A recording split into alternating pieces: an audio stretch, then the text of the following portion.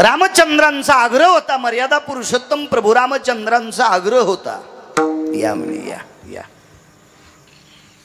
सूर्यवंशातले राजे महाराज एक आले, त्या महाराजांना सांगितलं तुमच्या योगाने आमच्याकडे भगवान सूर्यनारायण जेवायला येतील. ठीक आहे म्हणले, काय हरकत नाही, स्वयंपाक करा. स्वयंपाक सुरुवात झाली. कौशल्या माता,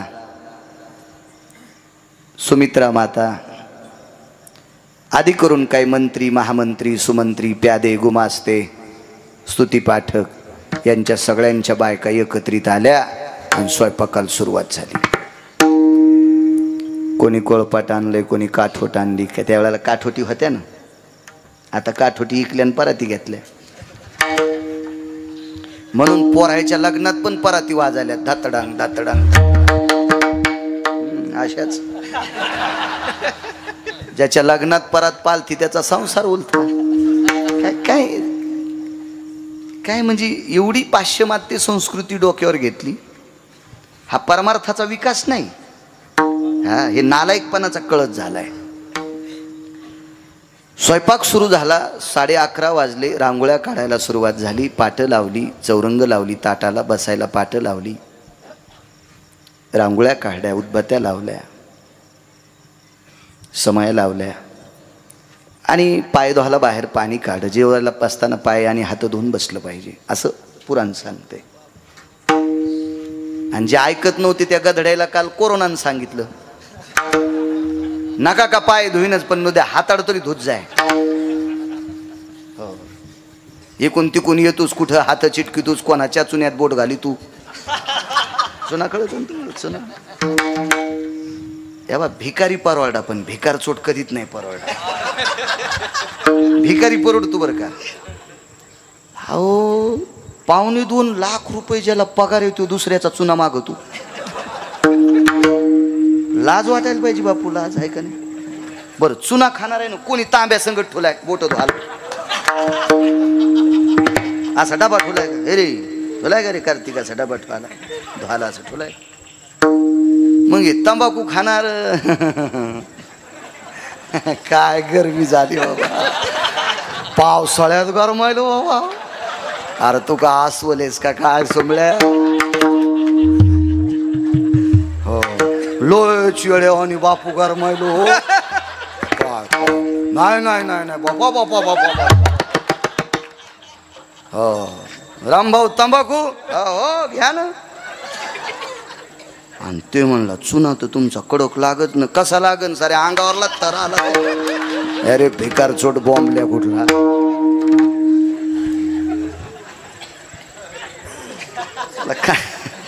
काय सांगू लागलो. हात धुवायचं शिकिलं, कोरोनानं शिकिलं. स्वच्छ राहा, नीट राहा, पाय धुवा, अमकं करा तमकं करा.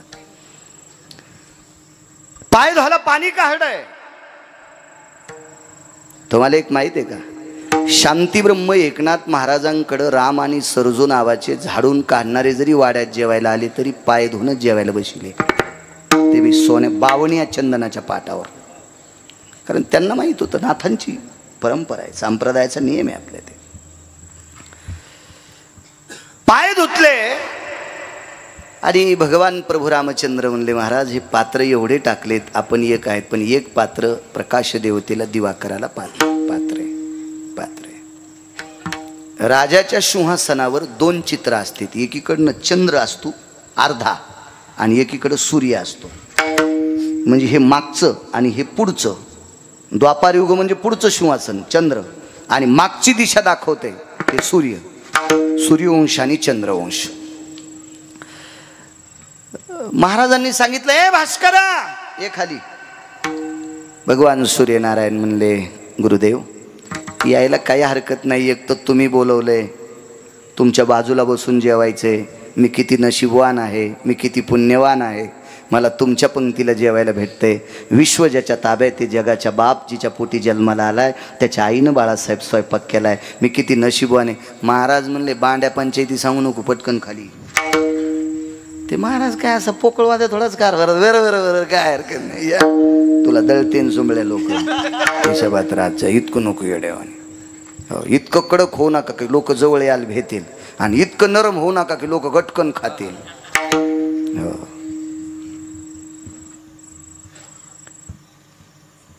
हे खाले अर्ध्यात आला असं. गुरुदेव काही काही काही पंचायती लावू नको, मुकडे खाली येऊन पाय धुवून जेवायला बस. गुरुदेव ऐका ना, काय ऐकायचं तुझं? मी खाली आल्यावर जगाला प्रकाश. मला मूर्ख समजितो तू? आता 12 वाजायले तर दुपारचे 12, आणि 12 वाजता तुला खाली बोलून जर जगाला अंधार पाडला तर मला साधू कोण म्हणीन रे? आम्ही काय गोट्या खेळणार महाराज वाटलो का तुला? मी काय भजनात तंबाखू खाणार वाटलो का तुला? चालू असा महाराज आहे कर मी? भागवताची इंटरव्ह्यू करतो, स्टेजच्या मागे जाऊन बिडीवडी तू मंडपच पेटला, मंडपच पेटला, मंडपच. महाराजच मागे गेले स्टेजच्या बिडीवडी. काही महाराजा समचे कलाकार त्याला भजने नाही म्हणित. हे तुम्ही अंगाव घेऊ नका. मग रेडीमेड कपड्याचं दुकान आहे. मी काय कोणाला कपडे शिवायला, माया का गोळ्या संपल्यात होय? भंगिरी आहे का मी कोणाला कपडे शिवायला? होय काळे बुवा. एका भागवतकाराचं भागवत ऐकायला गेलो. आता त्यो किती शहाणा असेल चिपडा मला काय माहित नाही. त्याच्या संग तेव्हा चांगल्या माणसाला जवळचे बदगे खराब करीत असते. ढेकणाच्या संगी हो, काही थोड्या गोष्टीमुळे मोठमोठाली माणसं मातीत गेलेत, चांगले चांगले माणसं मातीत गेले, म्हणून भंगिऱ्याला थारा द्यायचा नाही. भागवत सुरू, सुदामदेवाचं चरित्र चालू, आणि श्रीकृष्ण गोविंद हरे मुरारे ओम नमो भगवते वासुदेवाय भजन चालू झालं. आणि भजन चालू असताना एका कलाकाराचं धोतर हालत होतं. तुम्ही म्हणलं धोतर काऊन हालायला गडे? मांडी खाजवा काही खाजवा, पण धोतर काऊन हालायला? ओम नमो भगवते वासुदेवाय. ज्ञानलं भागवतकाराला नरक यायच्या संचायला तो कोण्या नरकात टाकावा याचा मेळ नाही. आणि दक्षिणा ज्यानं दिली का बापू, त्याला तर यम बेसरामाच्या काड्यातच फुकणार. मर्यादा सांगितली आपल्याला, मर्यादा सांगितली. हे खाले सूर्यनारायण खाली आले. उत्तरेश्वर बापू अर्ध्या शकंदापुरता पण अंधार नाही पडला. अशी चाचबळू लागली. तर प्रभू रामचंद्राने विचारलं काय झालं? काय नाही म्हणे, मी खाली आल्या उजीड कसा पडलाय? प्रभू रामचंद्र म्हणले माझ्या देखता त्यानं शरयूला स्नान केलं, आणि स्नान करून कमरेचं ओलं धुडकत पिळलं, खांद्यावर टाकलं, आणि दुसरं कोरडं गुंडाळलंय. शाटीचे 3 प्रकार आहेत. आंतरवस्त्राला शाटी म्हणले, 4 बोटाची पट्टी असते तिलाही छाटी म्हणले. आणि अजून एक पुरावा सांगितला एका महात्म्यानं, आणि ती कमरेला गुंडाळायचं, फडकं आकाशात फेकलंय तर 14 सूर्य इतका प्रकाश पडलाय. 14 सूर्य इतका प्रकाश. आता आपल्याकडं अंधारे, दुसरीकडे उजळडे बुवा. दुसऱ्या देशात उजळडे. उद्या आपल्याला उजडन, तिकडं बुवा अंधार पडत. बापू तिकडं अंधार पडतंय म्हणजे सूर्याकडं लोड शेडिंग आहे. माळू दे. पण साधूच्या कपड्यात लोड शेडिंग नाही. लोड शेडिंगच म्हणतात ना. हो, 6 तास लाईन राहील. संध्याकाळी दिवसा सिंगल फेस राहीन. बंबुऱ्या तू हे लेकर, तू असा शेतकऱ्याला फसवायला का? तू हे लेकर तू हे झोपीत अंगुठी घेतीन. बंबुऱ्या झोपीत अंगुठी घेतीन, झोपीत तू हे नालाय का? रातच्या फुल लाईन दे तू. अरे बॅटरी नाही त्याला, काय नाही. कालच्या पोळ्याला काय बेजारी शेतकऱ्याची हो, काय बेजारी. वड्याच्या पलीकडं अन्ना खडा, वड्याच्या पलीकडं. माईने एका शेतकऱ्याला सांगितलं, बाबा अख्खं जीवन आपलं बैलावर आहे रे. हा चिमूटभर पिठाची पोळी खाऊ घालायची रे. जाय रे वासरा, आपलं जीवन या बैलावर आहे रे. दोरी फेकली पलीकड, पळसाच्या झाडाला दोरी बांधली, आणि आलीकून दोरीला धडून बाळासाहेब उपरण्यात पोळीचा तुकडा बांधला, आणि बैलाला चारून शेतकरी आला. कळतं काय वरच्या लोकांना त्याचे काय हाल आहेत? आणि त्याला रातच्या लाईट देता? शहरातल्या लोकांना लाईट द्या बरं, दिवसान रातच्या बंद करा बरं. त्याची खपक्या लोकांची करताय कोणी बापू असं? नाही. ज्याला 15-15 फूट उसात बिना चप्पलचं गुरुजी, त्याला बॅटरी नाही, त्याला काय नाही, काय परिस्थिती आहे त्याच्या नाजूक. हो निसर्ग कोपला. काल कासरे आणायला जात नाही आलं काही शेतकऱ्याला, कासरे आणायला दुकान जाता नाही आलं, कासरे आणायला. काय परिस्थिती आहे शेतकऱ्याच्या बिचाऱ्याच्या. काय काय सूर्याकडे लोड शेडिंग आहे. असो, आकाशात धुडकं फेकलं, आकाशात धुडकं फेकलं. प्रभू रामचंद्रानं सांगितलं, भास्करा जेव्हा तुम्ही प्रकाश फडक्याचा पडलाय, एक पुरावा सांगतो अण्णा. काढून ढुंगाचे चिरगुट भिरकाविले नभी देख. काढून ढुंगाचे चिरगुट भिरकाविले नभी देख. ते चतुर्दश भास्करा परी लेख तेज कांती. कमरेला गुंडाळायचं धुडका आकाशात फेकलं तर 14 सूर्य इतका प्रकाश पडला. 14 सूर्य इतका प्रकाश पडला एकाच वेळेला. वैशव अख्ख्या जगात उजळलं, अख्ख्या जगात उजळलं. महाराज जगाला प्रकाश देणारा सूर्य पण अख्ख्या जगाला एकाच वेळेला प्रकाश देऊ शकत नाही. पण या समाधीतल्या साधून नुसतं वस्त्रवरी फेकलं तर 14 सूर्य इतका प्रकाश पडतोय, 14 सूर्य इतका. म्हणून देहूतले मालक पहिल्या कडव्यात कायवानो आता, कायवानो आता न पुरे वाणी. कायवानो कायवानो आता, कायवानो न पुरे वाणी.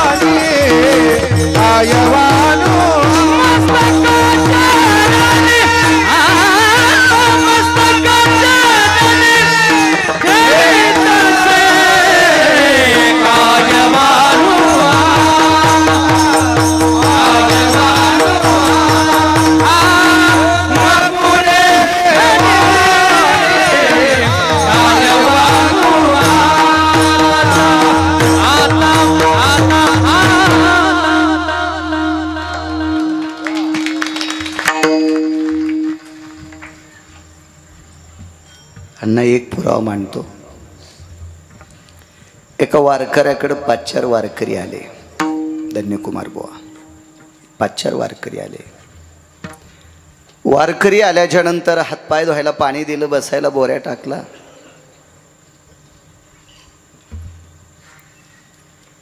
आणि मुख्य घरातली मालक आपल्या पत्नीला आणि मुलाला सांगतात, आता ती जेवून आलीत, आता संध्याकाळी भजन होईल. काय काय त्यांना जेवायला काय करायचं उद्याच्याला. मुलगा हुशार होता. मुलानं सांगितलं, बाबा गावात आपल्याला कोणी उधार देईल बापू अशी पत नाही, उधार देईल अशी आपली पत नाही. तुम्ही अजून बी लक्षात घ्या, चमकणाऱ्या लोकांचीच पत असती, चमकणाऱ्या लोकांची पत. मग तो मूर्ख का असना त्याची पत. पण देवाच्या आणि संतांच्या दरबारात ओरिजिनल लोकांची पत असते. ओरिजिनल सात्विक सदाचारी पुण्यशील लोकांची पत असते तिथं.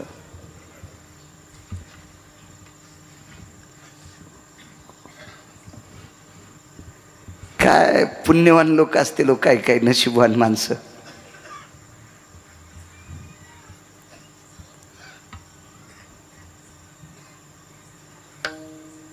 60 एकरचा मालक काल पाहिला मी, 60 एकरचा मालक. त्यानं अंगावर एक पावसाचा थेंब पडू दिला नाही, थेंब पडू दिला नाही, थेंब. बैलाचं दर्शन घेऊन आलो. 3 किलोमीटर 60 एकरवाल्याचं रान होतं बापू, 3 किलोमीटर. 3 गडी 3 किलोमीटरहून बैल बनेलीवर घेऊन मालकाच्या घरी पोळा करायला. बनेलीवरच मालकाच्या घरी जेवले, बनेलीवरच.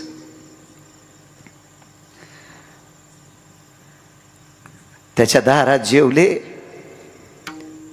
आणि पुन्हा बैल 3 किलोमीटर वापस,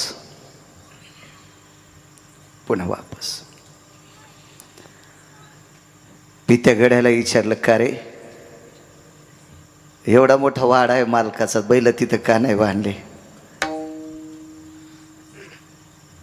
उभं राहिला म्हणलं, महाराज मालकाचा वाडा मोठा आहे पण त्यांच्यासाठी बैल जोत्याला कड्या लावलेल्या आहेत, पितळाच्या कड्या होत्या जोड्याला जोत्याला.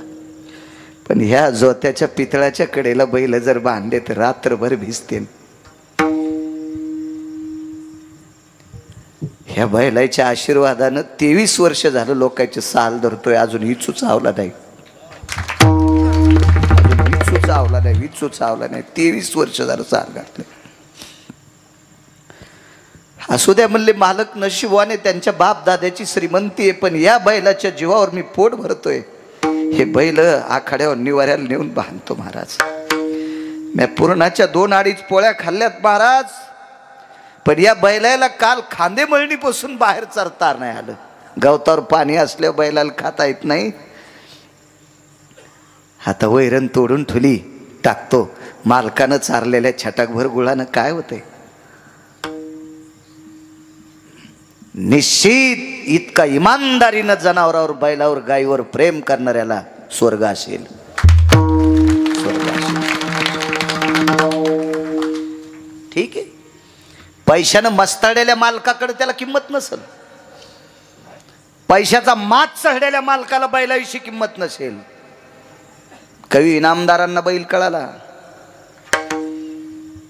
तुझ्या शेतात राबून माझी सरली हयात,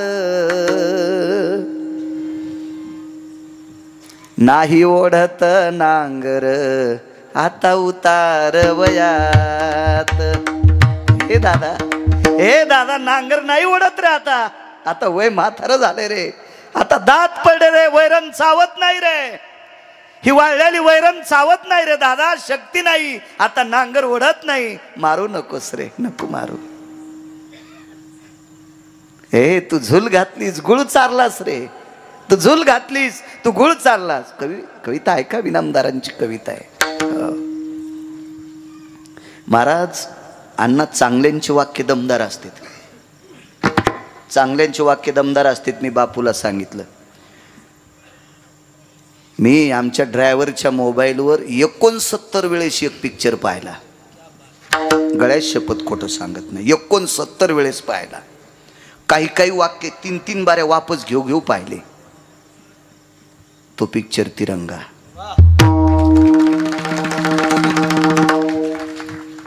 त्या पिक्चरमध्ये नटसम्राट किंवा फिल्मी सृष्टीतले 2 राजे पाहिले. 2 राजे, राजकुमार आणि नाना पाटेकरजी.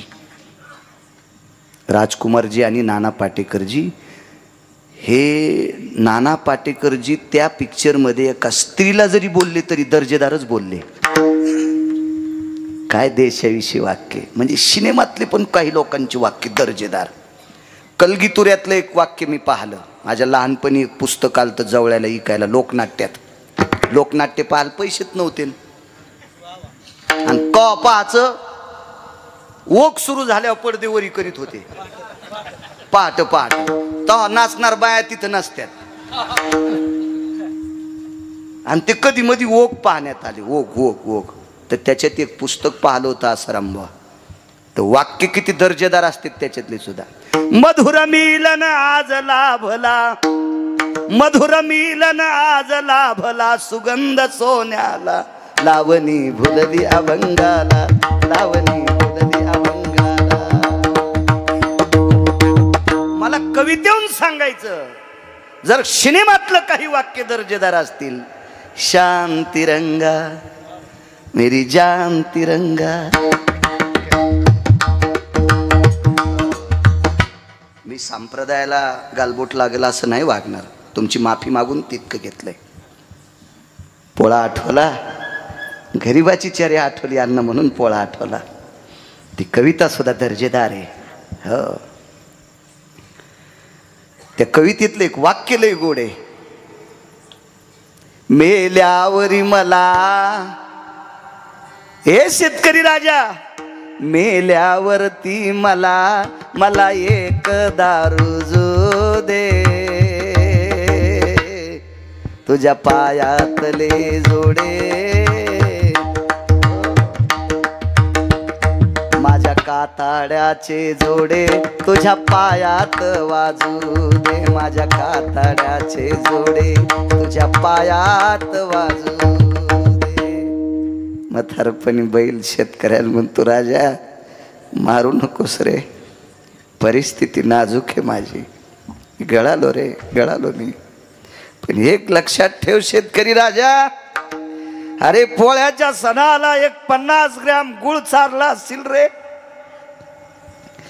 तू वैरण टाकली असेल, मला व्यसन मोरखी कासराय, मला खाता येत नाही मनानं, पण तू मला पसाभर माझ्या पोटासाठी खाऊ घातलंस ना, मी त्याचे उपकार विसरणार नाही. मी मेल्यावर का होत नाही, माझं कातड काढ आणि त्याचा जोडा तुझ्या पायात, माझ्या कातड्याचे जोडे, तुझ्या पायात वाजू दे. गरिबाची जाण असावी.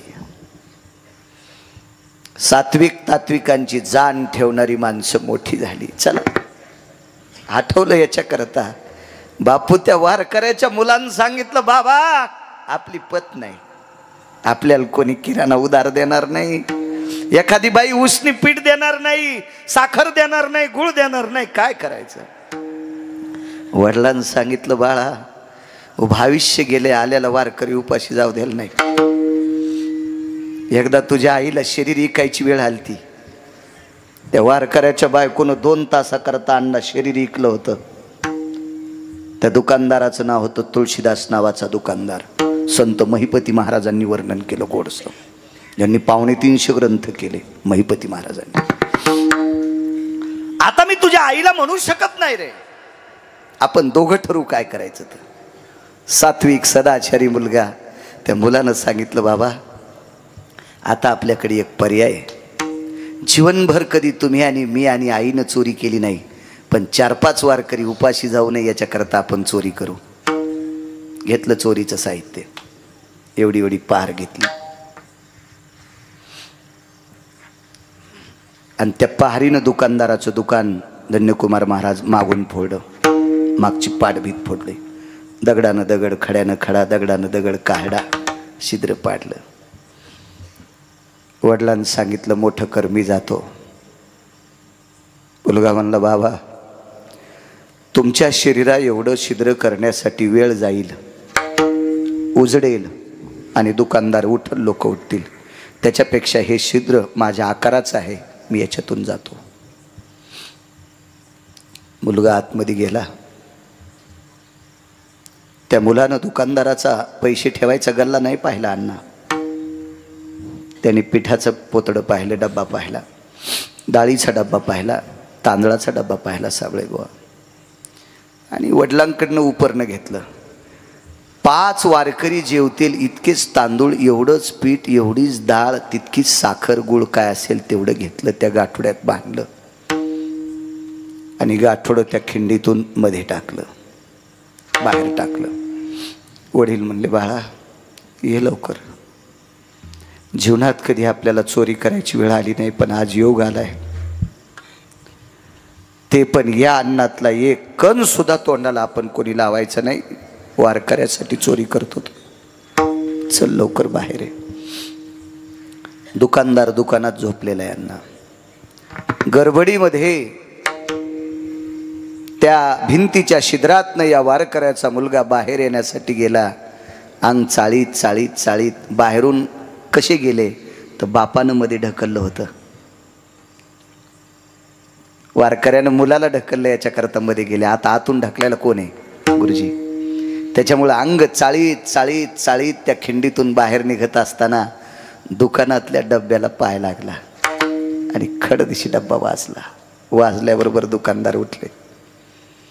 कंदिलाच्या प्रकाशात पाहिलं तर चोट्ट्याने दुकान फोडलं. धरले पाय. बाहेरच्यानं किती ओरड्याच्या नंतर आता पोरग बाहेर येईल? पाय बाहेर असते तर ताकद लावता आली असती. आता डोकं बाहेर आहे, पाय आतमध्ये आहे. मोठ्यांचं वाक्य सांगतोय. पायाला कपडा बांधला, मेडीला आतमध्ये खांबाला पाय बांधून टाकला. मुलानं सांगितलं, बाबा आता काय करायचंय? वडिलानं सांगितलं, जीवनात कधी चोरी केली नाही, वारकरी उपाशी जाऊ नये याच्याकरता पसाभर पिठाकरता चोरी केली. आता चंद्र सूर्य येतोपर्यंत आपलं नाव जाणार. हा वारकरी चोर आहे, आपलं नाव जाणार. मुलगा हुशार होता, हुशार होता मुलगा. मुलानं सांगितलं, बाबा काय वानू आता न पुरे वानिया. बाबा एक तुम्हाला पर्याय सांगू, आपलं नावही जाणार नाही, वारकरी उपाशी जाणार नाहीत, आपल्याला लोक चोर म्हणणार नाहीत, कोणाची मायवेली आपल्याला चोर म्हणायची, पण तुम्ही मग आहे का? वडिलांनं सांगितलं, आयुष्य गेले, मला बुद्धी सुचत नाही, तू कोण पांचट मला शिकवणारा? ऐका ना बाबा माझं, ऐका ना. एकच पर्याय, एकच पर्याय, एकच आहे. वारकरी उपाशी जाऊ नये असं जर तुम्हाला अंतःकरणातून वाटत असेल, आपल्या घरचा वारकरी उपाशी जाऊ नये असं तुम्हाला अंतःकरणातून वाटत असेल, तर तुम्हाला विटेवरच्या मालकाची शपथ आहे, तुम्ही माझं डोकं कापून न्या. वडिलांना सांगितलं, तुझं डोकं कापून नेल्यावर काय होईल? काहीच नाही बाबा, माझं डोकं कापून न्या. आईला दाखवू नका, कुठंतरी कपड्यात कोपऱ्यात ते डोकं ठेवून द्या आणि हा किराणा आईपाशी टेका. आई पहाटे स्वयंपाक करील, वारकरी जेवतील, वारकरी निघून जातील. हे तुझं बाकीचं शरीर काही नाही म्हणले. बाबा सकाळी दुकानदार अख्ख्या गावातल्या लोकांना बोलविल आणि इथून खालचं शरीर लोकाला दाखविल. डोकं नसल्यावर हे शरीर कोणाचं कळत नसतं बाबा, कळत नसतं बाबा. काही काळजी करू नका, जा बाबा, जा जा जा जा जा. काय वाटलं असेल हो बापाला, काय वाटलं असेल? वडिलांना सांगितलं, बाळा तुला काय बापाचं दुःख आणि माईचं दुःख कळलं नाही, त्याच्यासाठी बाप व्हावं लागेल, तुला बाप व्हावं लागेल. त्यावेळेस कळेल मुलगा काय असतोय.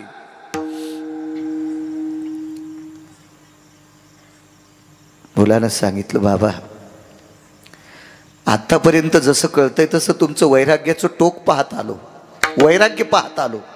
वाक्य नीट ऐका. मी आतापर्यंत तुमचं वैराग्य पाहत आलो, पण मला असं वाटत होतं आकाश किती इती येईल मोजता येईल, समुद्रात किती थेंब पाणी आहे मोजता येईल, समुद्रातली वाळू किती आहे मोजता येईल, पृथ्वी किती आहे मोजता येईल, पृथ्वीवरचे झाडं मोजता येईल, पृथ्वीचे कण मोजता येईल, पण तुमचं वैराग्य मोजता येणार नाही इतकी मला खात्री होती. पण आज माझा विश्वास संपलाय, तुमचं वैराग्य इथं संपलंय. काय मूर्ख आहेस रे. एवढ्या मोठ्या निष्ठावंत वारकऱ्याच्या पोटी जन्म घेतलायस तुझ्या बापानी. शेला इनल्याच्या नंतर तो शेला भजन करतोय, ठाई ठाई शेल्यावरती दिशे राम नाम ग. एवढी भक्ती सूत्रातली ताकद माझ्याकडे आहे भक्तीतली, आणि तू मला म्हणतो वैराग्याचं टोक संपले. बाबा त्याग वैराग्य काय मला लक्षात आलंय, तुमचा मोह तुमच्या पुत्रावर आहे. कशाला महाभारत ऐकता? अहो मुलाचा मोह झाल्यामुळं जंगलात जाऊन मरावं लागले. अस्थिरोर भयतिती वैशानरो. आग लावण्यासाठी कोणी शिल्लक नव्हतं, आणि तुम्ही एकट्या या पोराचा मोह धरता. काय तुमचं वैराग्य माझ्यासाठी? तोंडावून हात फिरला, बाळा कसं कापू रे तुला, कसं कापू कसं कापू. बाबा तुम्हीच मला एकदा सांगितलं होतं संतासाठी शरीर खर्चिलं तरी चालते. संताची पायी खर्चावे शरीर सांगतसे कबीर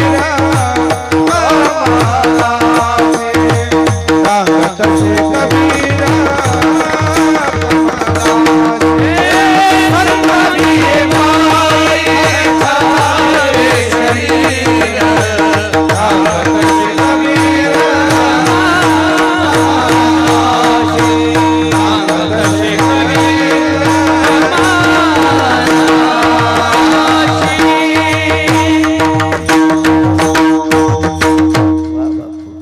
संताची हे पाये खर्चावे शरीर सांगतसे कबीर कमालाशी सांगतसे कबीर कमाला.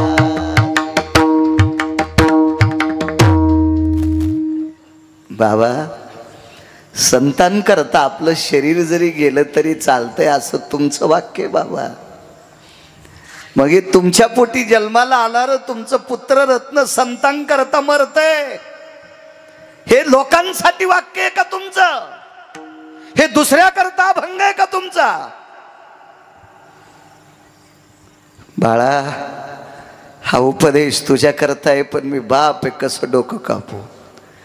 अंतकरणावर दगड ठेवा, डोळे झाका, डोकं कापून घ्या. कापून घेतलं डोकं. घरी नेलं, एका कोपऱ्यात ठेवलं. आईने विचारलं मालक कमाल कुठे? येईल पाठीमागून. आज ती माय होती, माय होती. या विश्वात सगळ्या प्रेमाचं टोक सापडल, पण संतांच्या माईच्या प्रेमाचं टोक आतापर्यंत नाही कोणाला सापडलं. नाही सापडलं कोणाला. आनंद आश्रमाचे एक संन्यासी होते अण्णा. त्या संन्याशीची आई मृत्यू पावली. आईच्या अंत्यविधी करता, वेगात सांगतो, आईच्या अंत्यविधी करता ते संन्यासी आले. संन्याशानं आईच्या जळत्या प्रेताला 5 प्रदक्षिणा केल्या. आईचं पार्थिव पाहायला नाही भेटलं, तोपर्यंत पेटून दिलं. जळत्या पार्थिवाला, त्या शरीराला, त्या चितेला 5 प्रदक्षिणा केल्या आणि पूर्वेकडे तोंड करून आईचं स्मरण केलं. माय तुझ्यासारख्या पवित्र रानावनात काट्या कुट्यात काम करणाऱ्या शेतकऱ्याच्या माऊलीच्या पोटी जन्म घेतलाय. तुझी कुस किती पवित्र आहे. आनंद आखाड्याचा संन्यासी झालोय. जाता अगं या जगात फक्त दूध पेताना तुझं स्तन पाहलंय. काय वाक्य मशानभूमीतलं. माय लहानपणी तुझ्या मांडीवर माझ्या तोंडावर तू पदर टाकला, त्यावेळेला या पोटाची खळगी भरण्यासाठी लहानपणी तुझं वक्षस्थळ मी पाहलं. माय त्याच्यानंतर जगातल्या प्रत्येक स्त्रीला तुझ्यापेक्षा कोटी दर्जानं पाहलं ग. माय लहानपणी तू जन्म दिलास म्हणून तुझं एकदा वक्षस्थळ पाहलं पितानं. याच्यानंतर जगातल्या पदर पडलेल्या स्त्रीकडे कधी पाहत नव्हतो. इतकं गोड जगलो. आणि इतकं जर गोड जगला असेल आणि तुझ्या पोटी मी जन्म घेतलाय, किती पुण्य तुझं माझ्या पाठीमागे. जाता जाता मला दर्शन दे एकदा. देन मा एकदा दर्शन दे. दे दर्शन. जळत्या चितेतून हात बाहेर आला. आपल्या मुलाच्या हातात हात दिला आणि हात निघून गेला. याला माय म्हणायचे. याला माय म्हणायचे. कोण कोण मोजू शकणार आहे प्रेम? एक बाई वारली. तिचा मुलगा ताना होता 1.5 वर्षाचा. रडू लागला.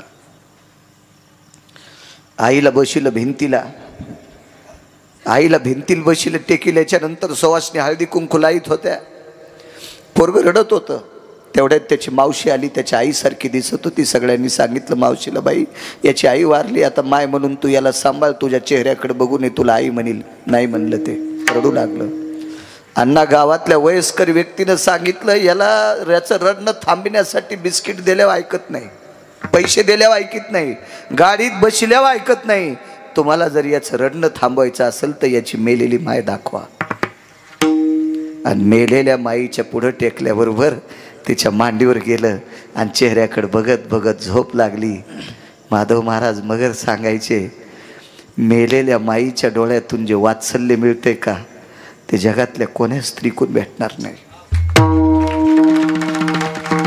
मेल्यावर सुद्धा तिच्या डोळ्यातून वात्सल्य मिळालं. मांडीवर झोपले. आई येते. आई विचारलं, धनी कमाल कुठे? येईल तो येईल. जागून काढली रात्र. पहाटे स्नान केलं, पीठ भिजवलं. बाईनं मालक पूजा करत असताना विचारलं, धनी एक बोलू? समोर ठेवलेल्या जगन्निवासाची शपथ आहे, कल्याण कुठे? डोळे मोठाले केले आणि बायकोला सांगितलं, त्या कपड्यात गुंडाळून ठेवलाय. कपड्यात गुंडाळून ठेवलाय. पीठ भिजवलं होतं आयुष्य बुवा, धन्यकुमार बुवा. हात धुतला आणि ते कपडा उकलायला गेली, त्याच्यातून रक्त बाहेर दिसलं आणि मुलाचा चेहरा दिसला. छातीवर हात टाकून हंबरडा फोडणार. वारकऱ्यानं सांगितलं, तू रडली की वारकरी उपाशी जातात. वारकरी उपाशी जाऊ नये याच्याकरता पोरानं डोकं कापायला सांगितलंय. वारकरी उपाशी जाऊ नये म्हणून बापानं पोराचं डोकं कापलंय. आणि तू जर आता ओरडशील तर वारकरी उपाशी जातील. अश्रू आटून टाकले आणि डोळ्यातल्या दुःख अश्रूला सांगितलं, बाळानो आतापर्यंत सुखाचे अश्रू पाहिलेच नाही, सुखाचे अश्रू पाहिलेत नाही. आणि या दुःखाच्या अश्रूमुळे जर वारकरी उपाशी जात असतील तर निष्ठावंत वारकऱ्याची शपथ आहे, दुःख अश्रूला डोळे रडता कामा नये. आणि भजन करीत करीत स्वयंपाक केला. दुकानदार फार हुशार होता. डोकं कापलेल्या शरीराला सुळावर दिलं. देत असतात का सुळावर? मेलेल्या माणसाला सुळाव काय द्यायचं? डोकंच नाही, सुळाव दिलं. ही वारकरी जेवली. चौकातून जात असताना चौकात सुळ लावला, सुळाव दिलंय. आणि वारकरी रस्त्यानं चालली होती. त्या वारकऱ्यानं विचार केला, काय या नगरीचा राजा मूर्ख आहे, प्रेताला सुळाव दिलं, काय मूर्ख आहे राजा, काय मूर्ख. वारकरी म्हणत होते बुवा, म्हणत होते, तेवढ्या अवकाशात डोकं नसलेल्या कबीराचा कमाल नावाचा मुलगा बेबीला सूळ लावलाय. आणि त्या 5 वारकऱ्याला पाहून हात जोडले. तर हात जोडले. हात. कबीर रस्ता दाखवत होते गावाच्या बाहेर. एका वारकऱ्यानं खांदा दाबला. संत कबीर जी, पोरग कोणाचे? नाही मला काय माहित नाही म्हणले. आपल्याला काय माहिती, डोकंच नाही, त्याच्याकरता काय ओळखायला येईल? डोकं जर असतं तर गावातलं लेकरू असतं, मी ओळखलं असतं. लेकरू याच्यानं कळतं शरीराहून, आपल्याला काय माहित नाही. खांदा दाबणारा अण्णा जगाचा बाप होता. विटेवरचा मालक होता कबीर. बाळ कोणाचे मला माहित नाही. खांदा दाबून जवळ घेतलं, हृदयाशी घेतलं, मानावर मान टाकली, कानात एकच विचारलं, कबीर याच्यासाठी भजन केलंय? खोटं बोलता? चला वारकरी बाबा, गावाच्या बाहेर गेल्यावर सांगतो. सांगा ना, इथंच मुलगा माझा आहे. तुमच्या जेवणाची अवस्था नव्हती, याच्याकरता चोरी करायला गेलो, चोरी पकडली. समाजात नाव जाऊ नये याच्याकरता डोकं त्यानंच कापायला लावलं. मुलगा जिवंत केला असेल, हा भाग सोडून द्या. महाराज, विटेवरच्या मालकाला आपलंसं करून कापलेलं डोकं असताना पुन्हा चेतन करण्याची क्षमता ज्याच्या ते त्याला कबीर म्हणतात.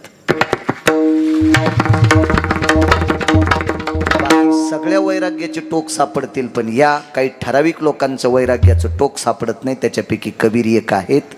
ही व्याप्ती ज्यांच्याकडे, म्हणून काळेबुवा पहिल्या कडव्यात म्हणतात, काय वानो आता न पुरे ही वाणी, काय वानो आता न पुरे ही वाणी, काय वानो आता न पुरे ही वाणी, काय वानो आता न पुरे ही वाणी, काय वानो आता न पुरे ही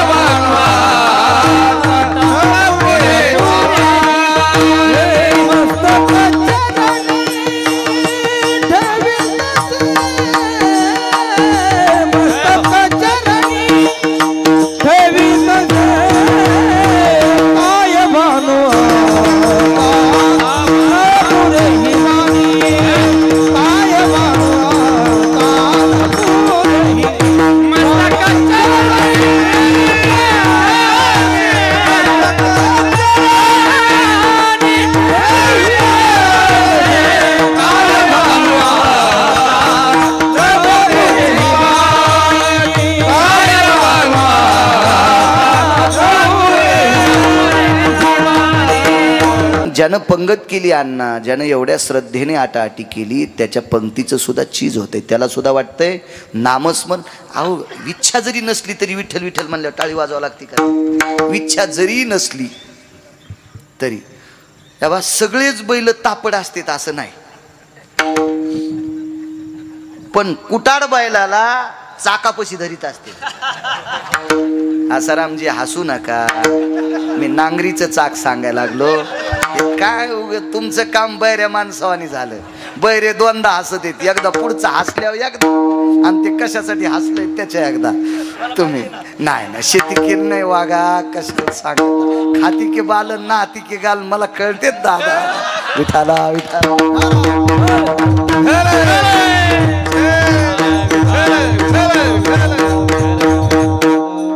पण शेतकऱ्याचं लेकरू आहे इतकं मात्र पक्का आहे. योग नाही आला करण्याचा, चला नशिबाने तुम्ही. शेती करायचा जरी नाही योग आला, पण शेतकऱ्याकडे बघितल्यावर जरा हिशोबात पाहायचा.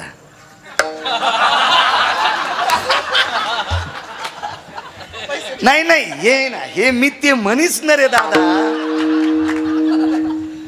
हे काय अवघडच काम झालं. एका बाईनं गहू वाळू घातले आणि तिनं 4 पायले गहू वाळू घातले आणि 3च पायले राहिले, पण तिने काय मोजलीत नाही. मग चर्चा चालल्यावर जिनं गहू नेले ती म्हणली काय काय चाललंय, मला वाटलं गव्हाच चाललंय. तसं मी ते म्हणीच ना दादा, मी ते कशाला म्हणू. मी पुढाऱ्याला पण सांगत असतो, महाराज दिसला तरी गाडी उभी करू नको, काच खाली करू नकोस.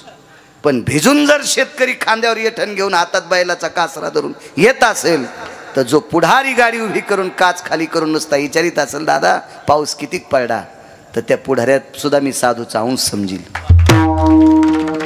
महाराज रक्ताचा घाम करून मातीत टाकतोय, तो जगात एकच देव आहे अण्णा, त्याचं नाव शेतकरी राहिलं. आपण शेतकऱ्याला मी अनुभव घेतला आसाराम बुवा.